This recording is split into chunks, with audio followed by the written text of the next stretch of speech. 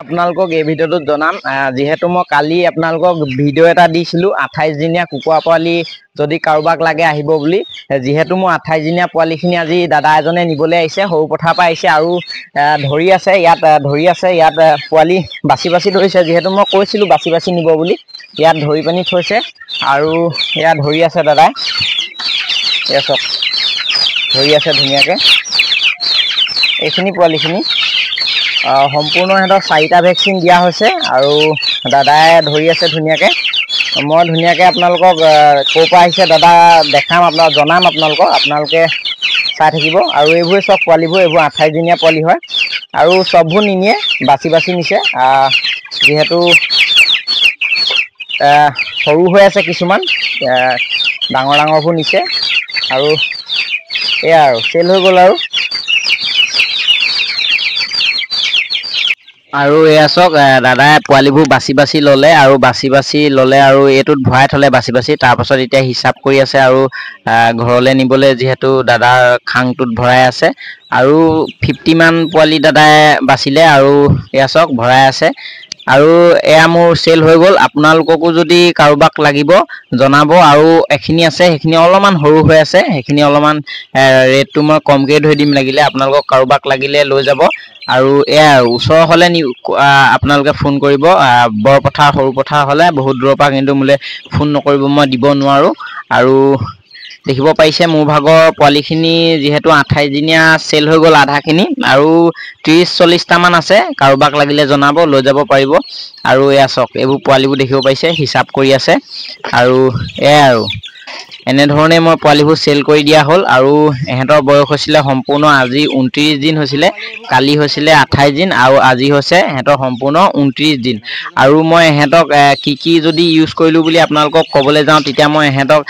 লিগজেন powder use কৰিছিলোঁ সৰু 2 number দিনাখনৰ বা 3 নম্বৰ দিনাখনলৈকে তাৰপাছত মই এহেঁতক 7 নম্বৰ দিনাখন ৰাণীখেত F1 ভেকচিন মাৰিছিলোঁ 14 নম্বৰ দিনাখন গম্বৰু ভেকচিন এটা মাৰিছিলোঁ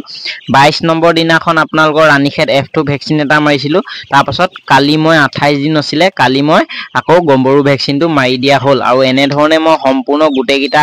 ভেকচিন মাৰি দিয়া হ'ল আৰু এহেঁতক মই 25 দিন মানলৈকে প্ৰি ষ্টাৰ্টাৰ দানা খুওৱা হৈছিলে আৰু বাকী মই এতিয়া এহেঁতক ষ্টাৰ্টাৰ দানা খুৱাই আছিলোঁ আৰু এনেধৰণে মই খুৱাই পানি এহেঁতক কিছুমানৰ ৱেইট কিন্তু আপোনাৰ এপোৱা পাৰ হৈ গৈছে আৰু কিছুমানৰ মানে এপোৱা হৈছে আৰু কিছুমান অলপমান এপোৱাতকৈ কম এনেকুৱা ধৰণৰ পোৱালিবোৰ ৱেইট আৰু এয়া দেখিব পাৰিছে এয়া চাওক ভৰাই হৈ গ'ল হোৱা নাই আৰু ভৰাই আছে আৰু কেইটামান আছে যিহেতু এনেধৰণে মই গোটেইখিনি পোৱালি চেল কৰি দিয়া হ'ল আৰু আপোনালোকে এতিয়া মোক ফোন নকৰিব দূৰৰ পৰা কালি বহুত কেইজনে ফোন কৰিছে দূৰৰ পৰা যিহেতু দূৰৰ পৰা ফোন নকৰিব দূৰত মই দিব নোৱাৰোঁ আপোনালোক বহুত দূৰৰ পৰা ফোন কৰি দিছে যিহেতু মই দূৰত দিব নোৱাৰোঁ মই আপোনালোকক ভিডিঅ'ত ধুনীয়াকৈ বুজাই দিছিলোঁ ওচৰত আমাৰ ঘৰৰ ওচৰত মানে 20 কিলোমিটাৰ 30 কিলোমিটাৰ ওচৰত হ'লে আপোনালোক নিবহি পাৰিব কিন্তু ইমান দূৰৰ পৰা আপোনালোকে ফোন কৰে নিবহি নোৱাৰিব নহয় সেইকাৰণে মানে আপোনালোকে দূৰৰ পৰা ফোন নকৰিব আপোনালোকৰে নিজৰ দিগদাৰ হ'ব নিবলৈ ওচৰৰ কোনোবা হ'লে ফোন কৰিব আৰু মোৰ দেখিব পাৰিলে এইখিনি পোৱালি যিহেতু চেল হৈ গ'ল আৰু কেইটামান আছে আৰু 7 দিনীয়া পোৱালিখিনি আছে 7 দিনীয়া পোৱালি যদি কাৰোবাক লাগে জনাব আজি বয়স হৈছে সিহঁতৰ 8 দিন হ'ল কালিয়ে 7 দিন হৈছিলে আৰু এটা ভেকচিন মৰা হয় সেইখিনি পোৱালি আপোনালোকক লাগিলে জনাব মোৰ ভিতৰত আছে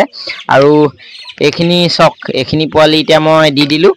আৰু চাই থাকক আপোনালোকে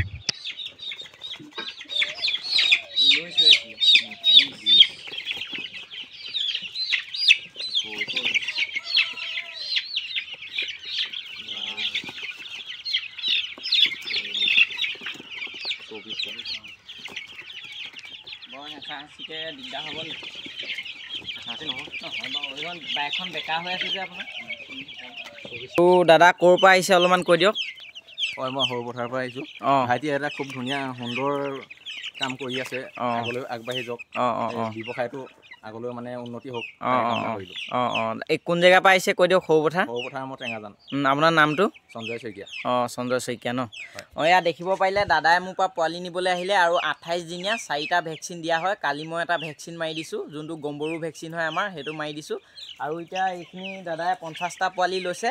আৰু এতিয়া লৈ হৈ গ'ল বাছি ল'বলৈ ক'লোঁ যিহেতু মই ভিডিঅ'টো কৈ দিছিলোঁ আপোনালোকে বাছি নিব বুলি আৰু যিহেতু এতিয়া পোৱালি লৈ হৈ গ'ল আৰু এতিয়া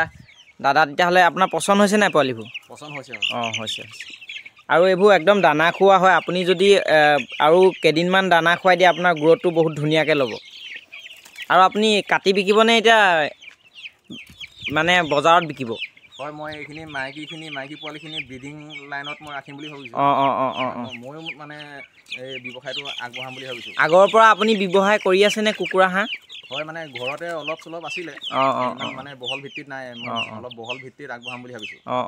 এই কুকুৰা লাইন বা হাঁহ লাইনটো লছ নহয় বিজনেছটো খালি আপুনি ব্ৰডিং অৱস্থাত বচাব পাৰিলেই হ'ল আৰু আপোনালোকে কি বেমাৰ আহিছে আগৰ পৰা চাই থাকিব লাগে যদি এণ্টিবায়'টিক বা যিকোনো বস্তু যদি ধুনীয়াকৈ দি থাকে পোৱালিবোৰ সুস্থ হৈ থাকে আৰু আপোনালোকেও ধুনীয়া এটা ইনকম কৰিব পাৰিব